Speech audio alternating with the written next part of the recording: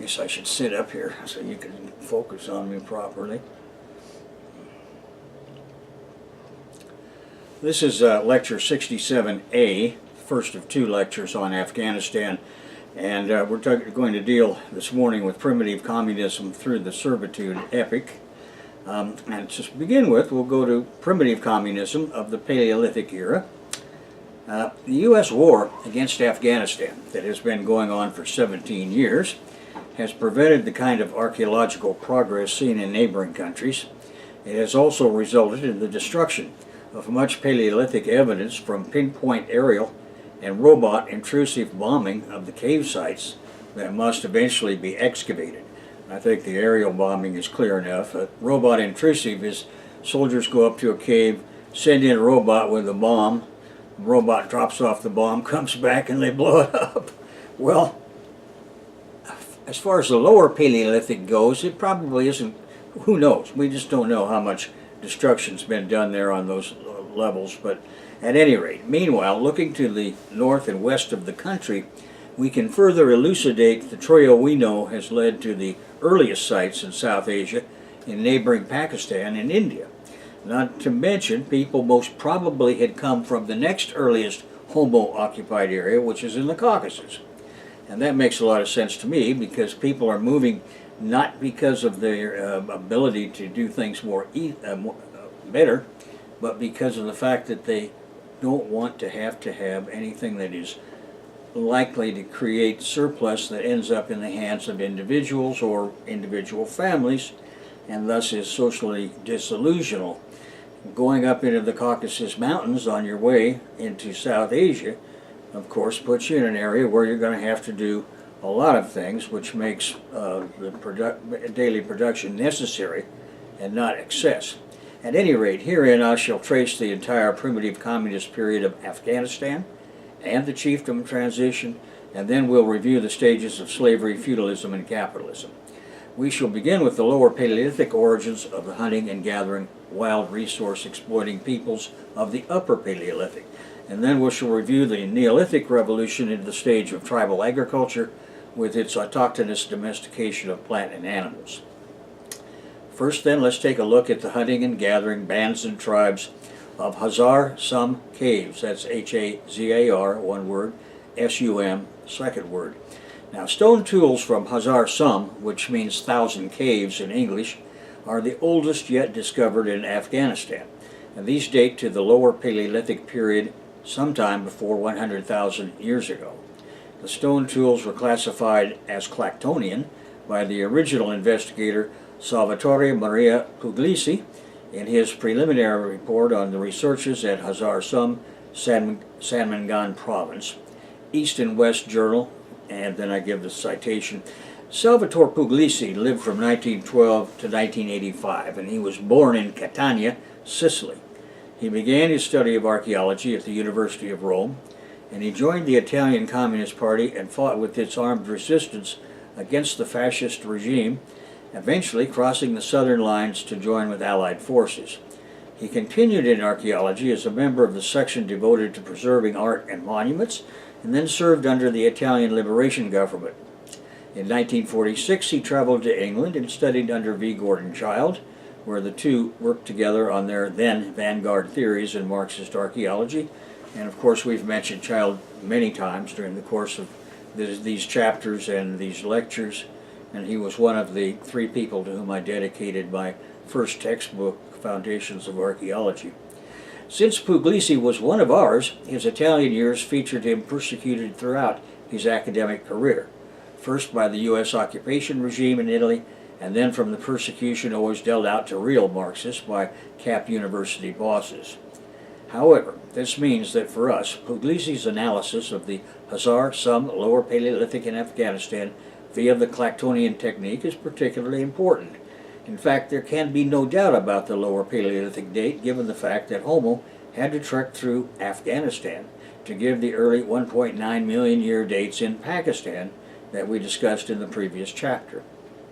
Hazar Sum is situated in Afghanistan's Sanmangan Province, which borders on Balkh Province on the east, and along with Badakhshan that lies further east, these provinces form the heartland of Greater Old Iran. The Hazar Sum site is about 40 miles south of Sanmengan city and 4 miles southwest of Anbar. Modern ethnic groups in the area include the Hazara, Uzbek, Tajik, and Pashtun. The city of Sanmengan was originally named Aybak, which means cave dweller in Uzbek. It is the capital of Sanmengan province. The entire area features caves, and the U.S. war has made bombing of these caves a commonality that presumably has destroyed much of the evidence. About that, only time will tell. Anyway, the area has several important archaeological sites investigated before the U.S. war in that country. For example, as described in Nancy Hatch Dupre's book, The Road to Balkh. So we come to the site of Cara, Q-A-R-A, Kamar, K-A-M-A-R. In 1954, Carlton Kuhn discovered another site of human occupation at the rock shelter of Cara Hamar near Hazrat Sultan, about 13 miles north of Sanmengan. He discussed it extensively in his book, The Seven Caves. Kuhn identified 4 cultural assemblages, including the Aurignacian type of Upper Paleolithic blade industry, dated at 34,000 BP, and a Mesolithic stratum dated at 12,500 BP. I met Carlton Kuhn one time only in 1976 when I was on the campus of Phillips Academy in Andover for the opening of Scotty McNish's RSP Body Museum. And we talked about a number of things, but unfortunately, Afghanistan wasn't one of them. At any rate, that's really neither here nor there. Cara Kamar was the first Paleolithic site excavated in Afghanistan. Its name means black belt because of the blackened roof and walls of the rock shelter caused by smoke from the fires of generations of nomads who have camped inside. Professor Louis Dupre was then the director of the American Museum of Natural History mission, and after 1970, the American University's field staff representative made an extensive survey in northern Afghanistan. He was the husband of Nancy Dupre, the board director of the Afghanistan Center at Kabul University and author of 5 books about Afghanistan. The U.S. husband and wife team worked together for 15 years in Kabul, collecting as many works written about Afghanistan as they could, and they traveled across the country from 1962 until 1979, and Professor Dupre died, I believe, in 2009. At any rate, they conducted archaeological excavations along the way. Now, one of the sites I think is particularly important is Cara Kamar, because we have the stratigraphy there, and we're going to take a look at it now from cultural stratigraphy from the bottom up. The lowest and oldest assemblage is called Cara Kamar 4, but it's known only by 10 flint flakes and blade. Now, overlying that is a 50 centimeter thick of sterile deposit. And then above that, Cara Kamar 3, that Kuhn and others called Aurignacian. It dates by radiocarbon to about 32,000 years ago, and that zone has yielded 82 worked flint tools, including nosed scrapers, some of which were microblade cores, microblades, blades, a drill, 3 bone awls, and wild sheep and horse bones, and mollusk shells. Now, Cara Kamar 2 presents another amorphous industry with 17 worked flints, 3 flake cores, and 9 core fragments. This area appears to include at least elements of an intrusive industry, and Cara Kamar 2, however, is stratigraphically distinct from the zone that follows it, Cara Kamar 1, which represents a very late Upper Paleolithic, or as Kuhn calls it, Epipaleolithic or Mesolithic, dating to about 10,000 years ago. And although there is a micro-tool component at Cara Kamar, level 1, normal-sized flakes and blades dominate. Among these are 6 end scrapers, 4 notch pieces, and 2 burins.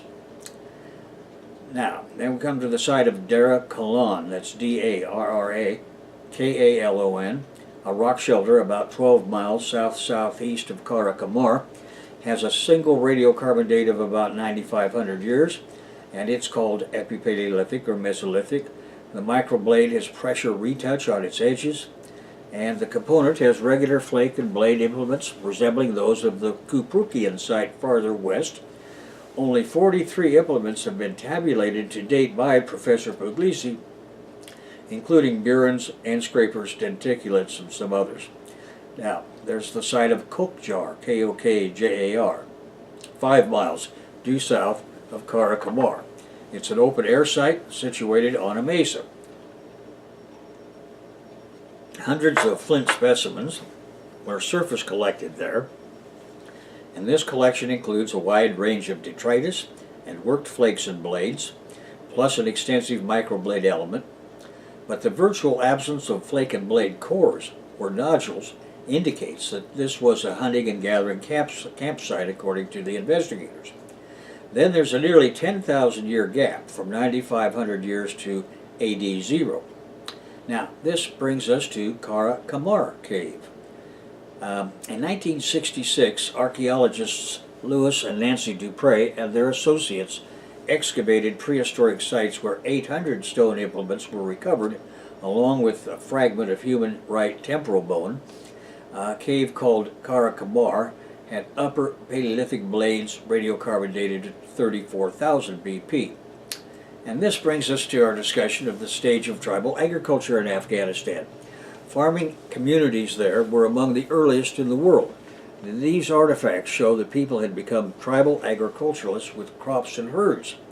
Baluchistan is an arid desert and mountainous region in southwestern Asia. Politically, it has become a hotspot in recent centuries because it is composed of the Pakistani province of Balochistan, the Iranian provinces of Sistan and Baluchistan, and the southern areas of Afghanistan.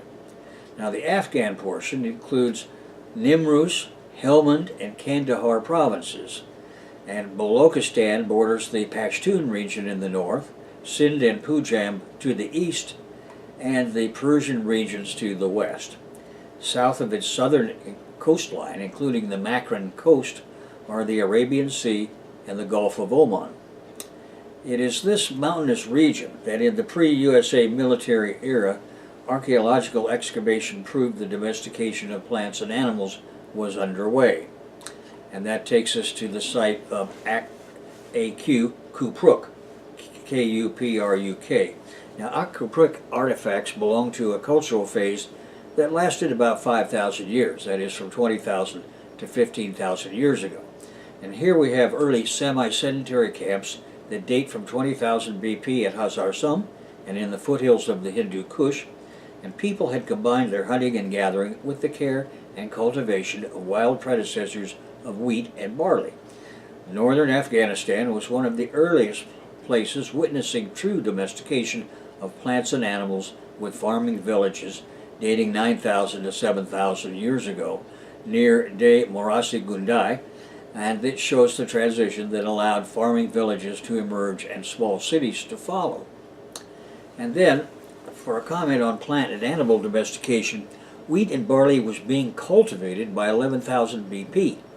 Rock paintings depict hunting of wild animals, including sheep, which are one of the earliest domesticated animals in Afghanistan. In short, people in parts of Afghanistan had moved into the early phases of the tribal agricultural stage, which is still part of the primitive communism period.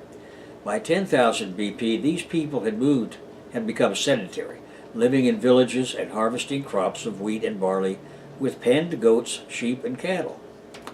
Now we come to the chiefdom transition to the Servitude Epoch. Now, by this time, evidence of Bronze Age culture abounds. Puglisi told one investigator that he had identified an urban complex of more than 200 multi-room, multi-storied cave dwellings in the Hazar Sam Valley. Reminds me of parts of the U.S. Southwest. Many exhibit painted designs, bas-relief, and petroglyphs. The oldest dwellings date about the 1st century AD, and the climax period of this ATC urbanization occurs about AD 200. The earliest archaeological remains represent the period of simple chiefdoms that then transformed into advanced theocratic chiefdoms. The early inhabitants, by around 5,000 BP, were connected through culture and trade to the neighboring people of the Jiroft and Tape Sialk. And so, for lack of any local evidence, we're going to have to go to Jiroft, which is an archaeological culture of the early Bronze Age, which is the late 3rd millennium BC, populated the territory of present-day Balochistan and Kerman provinces of Iran. A collection of artifacts from the Jaraft area in south-central Iran is represented in various museums. Now, the principal type site is Konar Sandal near Jaraft in the Halil River Valley area. Now, secondary sites are Shar-e-Sukte, Tepe Bampur, Espidej, Shada, Tal-e-Iblis, and Tepe Yahya. Now, Yusuf Majid-Zadeh groups these sites as an, quote, independent Bronze Age civilization with its own architecture and language, unquote. It is intermediate between Elam to the west and the Indus cultural sequence we discussed in the previous lecture to the east. Majid-Zadeh was head of the archaeological excavation team in Jaraft. He thinks it may be the remains of the lost Arata kingdom. Daniel T. Potts and Piotr Steinkeller connect Konar Sandal with the city-state of Warhashi to the east of Elam proper. Now, with regard to Tepe Sialk, it is on the outskirts of modern Kashan. It's the most important archaeological site in Iran before the Achaemenid period, with occupation dating to 8,000 years ago. As an advanced theocratic chieftain, it entered the slave stage as a kingdom. Excavations here by Roman Gershman in 1933 to 1937, Sadiq Malik Shahrazadi in 1999 and 2004, and Hassan Fazeli Nashli in 2008-2009 have provided crucial evidence for prehistoric settlement in Iran, and Tepe Sialk is crucial to our understanding of ancient Iran and Afghanistan. A recent conference was held where archaeologists made presentations on Tepe Sialk, and the results are internet available.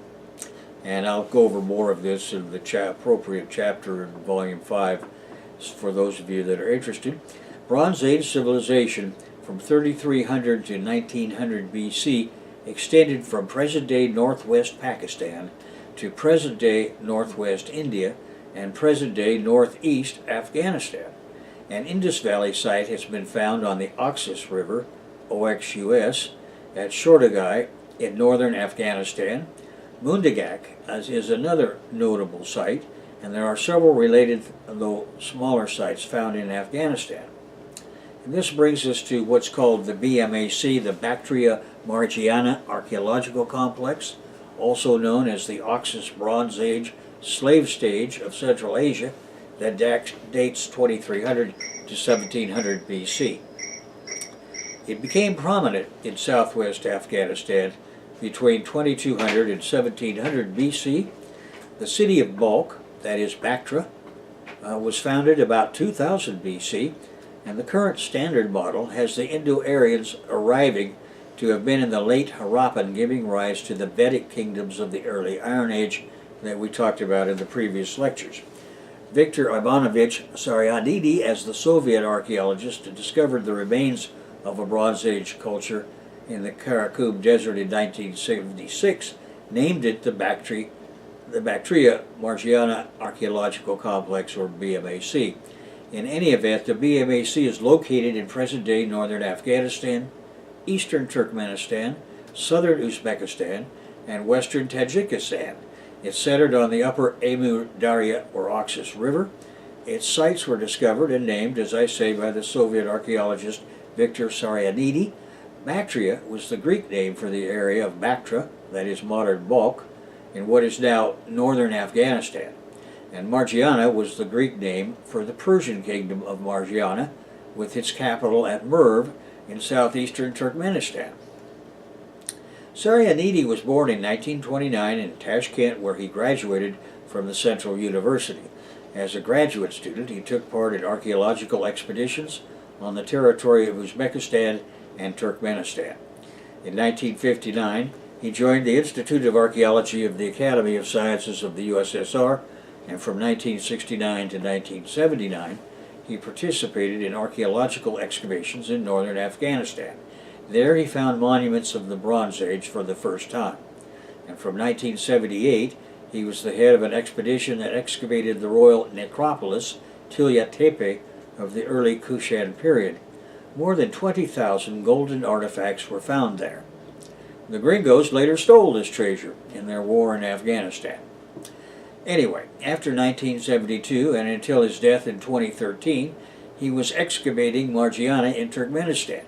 There he found a previously unknown civilization of the late Bronze Age, and his expeditions works are concentrated on urban necropolis of Gonur, G-O-N-U-R.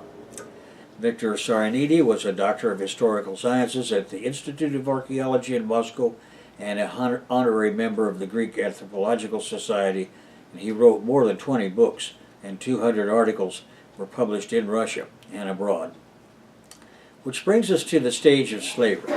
Harappan slavery stretched into northeast Afghanistan.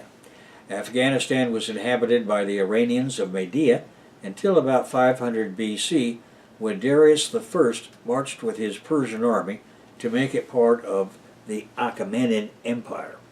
In 330 BC, Alexander the Great of Macedonia invaded the land after defeating Darius III of Persia in the Battle of Gaugamela. Then much of Afghanistan became part of the Seleucid Empire, followed by the Greco-Bactrian Kingdom. The area south of the Hindu Kush had been given by Seleucus I, Decatur, to Chandragupta Maurya and became part of the Maurya Empire. Before the arrival of Islam in the AD 600s, there were a number of religions practiced in ancient Afghanistan, and these included Zoroastrianism, Surya worship, paganism, Hinduism, and Buddhism. The Kafirstan region in the Hindu Kush was not converted to Islam until the late 1800s. At any rate, different kingdoms ruled Afghanistan in its slave stage for the next 2,000 years.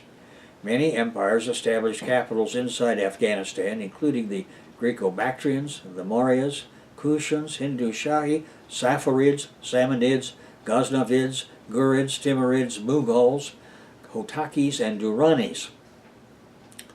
That brings us to Kabul Shahi.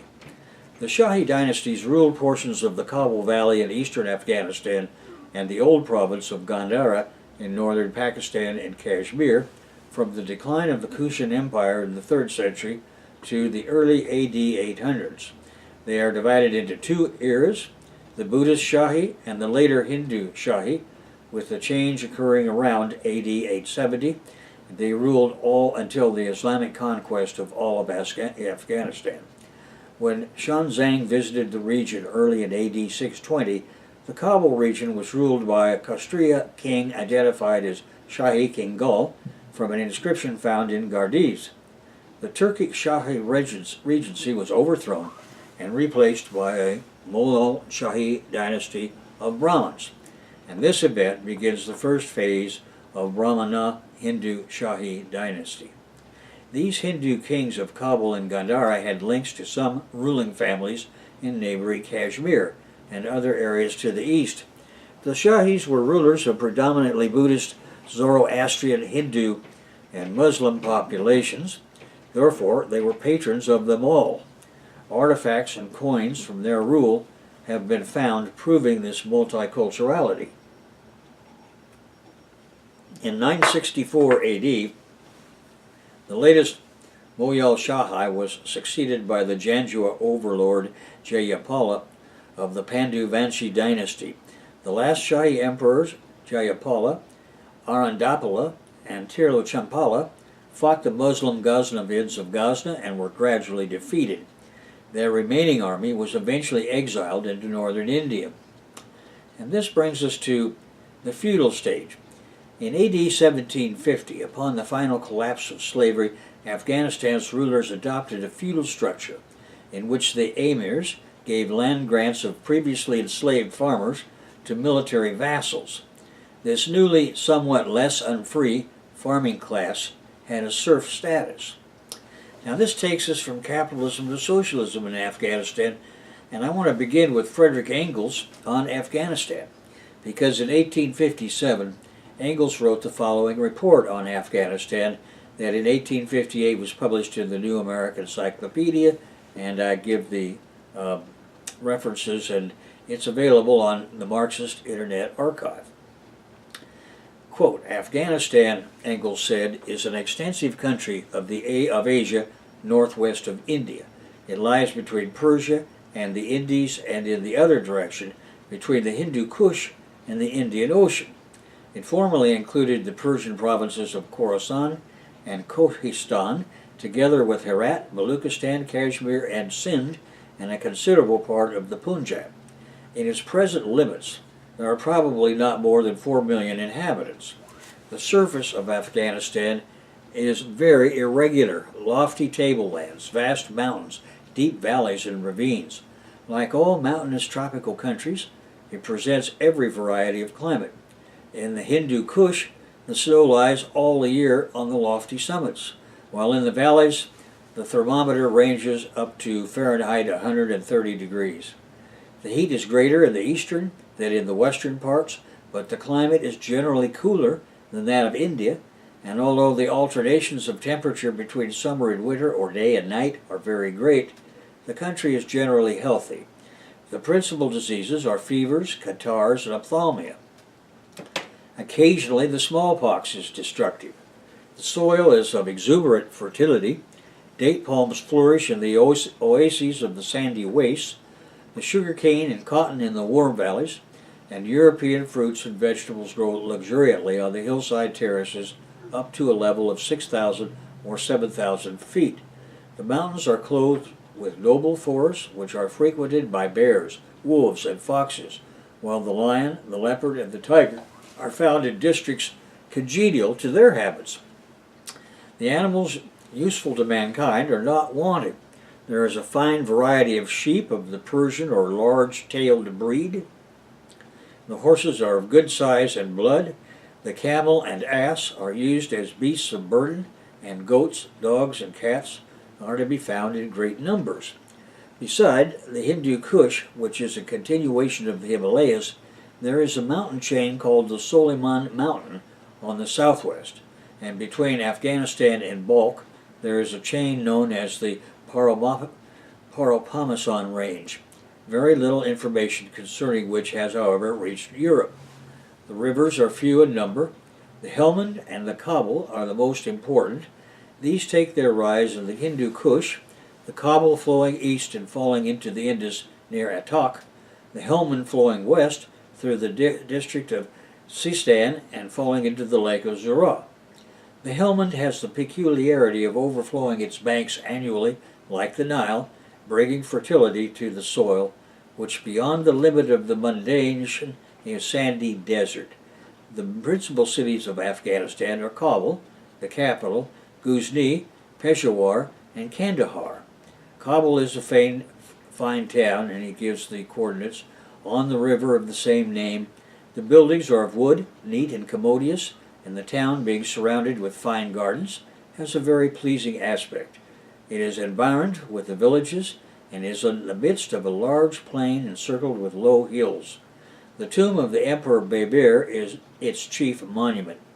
Peshawar is a large city with a population estimated at 100,000, and remember this is in 1853. Ghuzni, a city of ancient renown, once the capital of the great Sultan Mahmud, has fallen from its great estate and is now a poor place. Near it is Mahmud's tomb. Kandahar was founded as recently as 1754. It is on the site of an ancient city.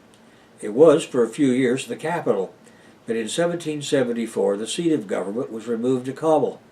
It is believed to contain 100,000 inhabitants. Near the city is the tomb of Shah Ahmed, the founder of the city, an asylum so sacred that even the king may not remove a criminal who has taken refuge within its walls. The geographical position of Afghanistan and the peculiar character of the people invest the country with a political importance that can scarcely be overestimated in the affairs of Central Asia. The government is a monarchy, but the king's authority over his high-spirited and turbulent subjects is personal and very uncertain. The kingdom is divided into provinces, each superintended by a representative of the sovereign who collects the revenue and remits it to the capital. The Afghans are a brave, hardy, and independent race. They follow pastoral or agricultural occupations only, eschewing trade and commerce, which they contemptuously resign to Hindus and to other inhabitants of towns. With them, war is an excitement and relief from the monotonous occupation of industrial pursuits. The Afghans, this is Engels continuing, the Afghans are divided into clans over which the various chiefs exercise a sort of feudal supremacy. Their indomitable hatred of rule and their love of individual independence alone prevents their becoming a powerful nation. But this very irregularity and uncertainty of action makes them dangerous neighbors, liable to be blown about by the winds of caprice or to be stirred by political intriguers who artfully excite their passions. The two principal tribes are the Duranis and the Gilgis, who are always at feud with each other. The Duranis is the more powerful, and in virtue of their supremacy, their emir, or Khan, made himself king of Afghanistan. He has a revenue of about 10 million pounds annually. His authority is supreme only in his tribe, and the military contingents are chiefly furnished by the Duranis. The rest of the army is supplied either by the other clans or by military adventurers who enlist into the service in the hopes of pay or plunder. Justice in the towns is administered by cadis, C-A-D-I-S, but the Afghans rarely resort to law. Their khans have the right of punishment even to the extent of life or death. Avenging of blood is a family duty. Nevertheless, they are said to be a liberal and generous people when unprovoked, and the rights of hospitality are so sacred that a deadly enemy who eats bread and salt, obtained even by stratagem, is sacred from revenge and may even claim the protection of his host against all other danger. In religion, they are Mohammedans and of the Sunni sect, but they are not bigoted, and alliances between Shias and Sunnis are by no means uncommon. Engels continues, Afghanistan has been subjected alternately to Mughal and Persian dominion previous to the advent of the British on the shores of India. The foreign invasions which... I had to stop there for a moment to allow our illegal alien contingent to do their work that they come here and do once a week. And so I'll start back with this particular paragraph of Engels where he says, Afghanistan has been subjected alternately to Mughal and Persian dominion. Previous to the advent of the British on the shores of India, the foreign invasions which swept the plains of Hindustan always proceeded from Afghanistan. Sultan Mahmud the Great, Genghis Khan, Tamrain, and Nader Shah all took this road in 1747. After the death of Nader Shah, Shah Ahmed, who had learned the art of war under that military adventurer, determined to shake off the Persian yoke. Under him, Afghanistan reached its highest point of greatness and prosperity in modern times. Again, Engels is writing in 1853. He belonged to the family of the Sudosis, and his first act was to seize upon the booty which his late chief had gathered in India.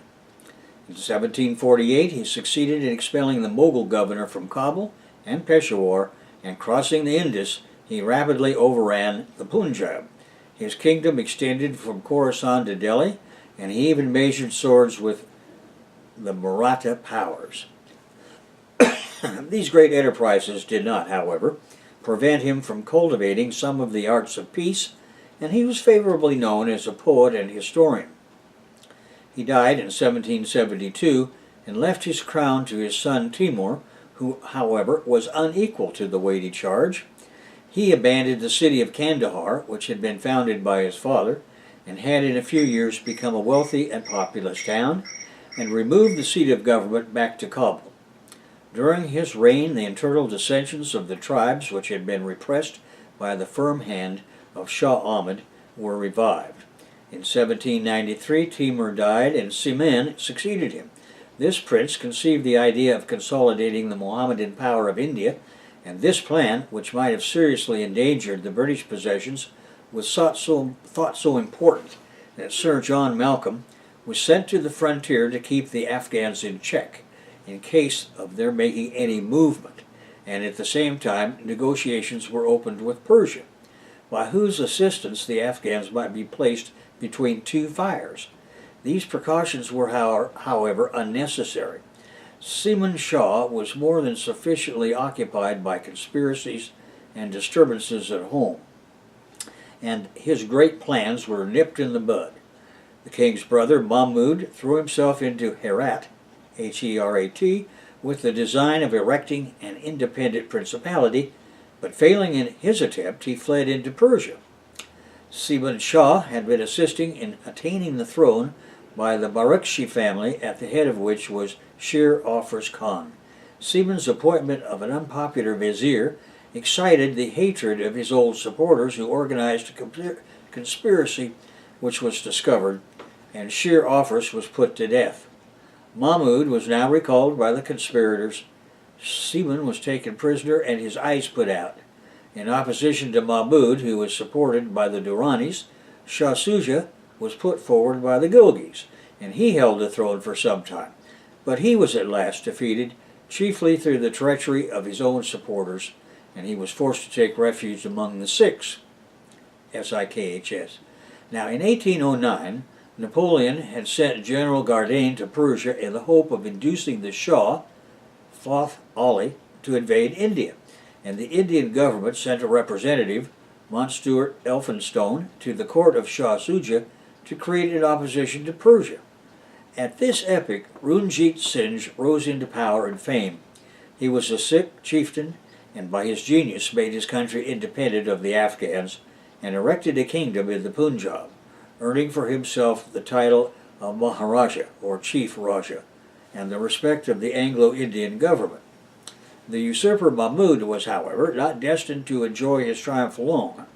Futteh Khan, his vizier, who had alternately fluctuated between Mahmud and Shah Shuja as ambition or temporary interest prompted, was seized by the king's son Kamran, his eyes put out, and afterwards cruelly put to death. The powerful family of the murdered vizier swore to avenge his death. The puppet Shah Shuja was again brought forward and Mahmud expelled. Shah Shuja, having given offense, however, was presently deposed and another brother crowned in his stead.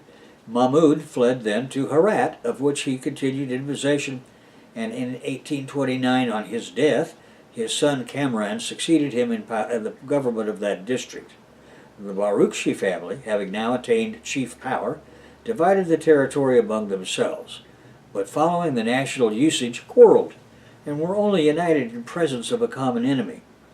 One of the brothers, Muhammad Khan, held the city of Peshawar, for which he paid tribute to Runjeet Singh. Another held Ghuzni, a third Kandahar, while in Kabul, Dost Muhammad, the most powerful of the family, held sway. To this prince, Captain Alexander Burnes was sent as ambassador in 1835, when Russia and England were intriguing against each other in Persia and Central Asia. He offered an alliance which the Dost was but too eager to accept. But the Anglo-Indian government demanded everything from him, while it offered absolutely nothing in return. In the meantime, in 1838, the Persians, with Russian aid and advice, laid siege to Herat, the key of Afghanistan and India. A Persian and a Russian agent arrived at Kabul, and the Dost, by the constant refusal of any positive engagement on the part of the British, was at last actually compelled to receive overtures from the other parties.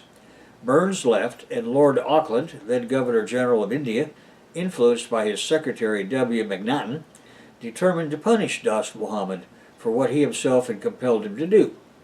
He resolved to dethrone him and to set up Shah Shuja, now a pensioner of the Indian government. A treaty was concluded with Shah Shuja and with the Sikhs. The Shah began collecting an army, paid and officered by the British, and an Anglo-Indian force was concentrated on the Sutlej. Macnaghten, seconded by Burnes, was to accompany the expedition in the quality of envoy in Afghanistan. In the meantime, the Persians had raised the siege of Herat, and thus the only valid reason for interference in Afghanistan was removed, but nevertheless, in December 1838, the army marched toward Sindh, which country was coerced into submission, and the payment of a contribution for the benefit of the Sikhs and Shah Shuja was made. Now, On the 20th of February in 1839, the British Army passed the Indus. It consisted of 12,000 men with about 40,000 camp followers beside the new levies of the Shah. The Bolan Pass was traversed in March. Want of provisions and forage began to be felt. The camels dropped by the hundreds, and a great part of the baggage was lost. On April 7th, the army entered the Kojak Pass, traversed it without resistance. On April 25th, they entered Kandahar, which the Afghan princes, brothers of Dost Muhammad, had abandoned. After a rest of 2 months, Sir John Keane, the commander, advanced with the main body of the army toward the north, leaving a brigade under Nott in Kandahar. Ghuzni, the impregnable stronghold of Afghanistan, was taken on July 22nd, a deserter having brought information that the Kabul gate was the only one which had not been walled up. It was accordingly blown down, and the place was then stormed. After this disaster, the army which Dost Muhammad had collected at once disbanded, and Kabul too opened its gates on August 6th. Shah Shuja was installed in due form, but the real direction of government remained in the hands of Macnaghten, who also paid all Shah Shuja's expenses out of the Indian treasury. Now, the conquest of Afghanistan seemed accomplished, Engels continues, and a considerable portion of the troops was sent back. But the Afghans were no ways content to be ruled by the Feringhi Kafirs, that is, European infidels, and during the whole of 1840 and 41, insurrection followed on insurrection in every part of the country. The Anglo-Indian troops had to be constantly on the move. Yet Macnaghten declared this to be the normal state of Afghan society, and wrote home that everything went on well, and Shah Shuja's power was taking root. In vain were the warnings of the military officers and the other political agents. Dost Muhammad had surrendered to the British in October 1840 and was sent to India. Every insurrection during the summer of 41 was successfully repressed, and toward October, Macnaghten, nominated governor of Bombay, intended leaving with another body of troops for India. But then the storm broke out. The occupation of Afghanistan cost the Indian treasury £1,250,000 per year. 16,000 troops, Anglo-Indian and Shah Shuja's, had to be paid in Afghanistan. 3,000 more lay in Sindh and the Bolan Pass. Shah Shuja's regal splendors, the salaries of his functionaries, and all expenses of his court and government were paid by the Indian treasury, and finally the Afghan chiefs were subsidized, or rather bribed, from the same source in order to keep them out of mischief. Macnaghten was informed of the impossibility of going on at this rate of spending money. He attempted retrenchment, but the only possible way to enforce it was to cut down the allowances of the chiefs. The very day he attempted this, the chiefs formed a conspiracy for the extermination of the British, and thus Macnaghten himself was the means of bringing about the concentration of those insurrectionary forces which hitherto had struggled against the invaders single and without unity or concert. Though it is certain, too, that by this time the hatred of British dominion among the Afghans had reached the highest point. The English in Kabul were commanded by General Elphinstone, a gouty, irresolute, completely helpless old man whose orders constantly contradicted each other. The troops occupied a sort of fortified camp, which was so extensive that the garrison was scarcely sufficient to man the ramparts, much less to detach bodies to act in the field. The works were so imperfect that ditch and parapet could be ridden over on horseback. As if this was not enough, the camp was commanded almost within musket range by the neighboring heights, and to crown the absurdity of the arrangements, all provisions and medical stores were in 2 detached forts at some distance from camp, separated from it moreover by walled gardens, and another small fort not occupied by the English. The citadel, or Bala Hissar of Kabul, would have offered strong and splendid winter quarters for the whole army, but to please Shah Shuja it was not occupied. On November 2nd, 1841, the insurrection broke out. The house of Alexander Burns in the city was attacked, and he himself murdered. The British general did nothing, and the insurrection grew strong by impunity. Elphinstone, utterly helpless at the mercy of all sorts of contradictory advice, very soon got everything into that confusion which Napoleon Bonaparte described in 3 words: order, counter-order, disorder. That's my interpretation of the French.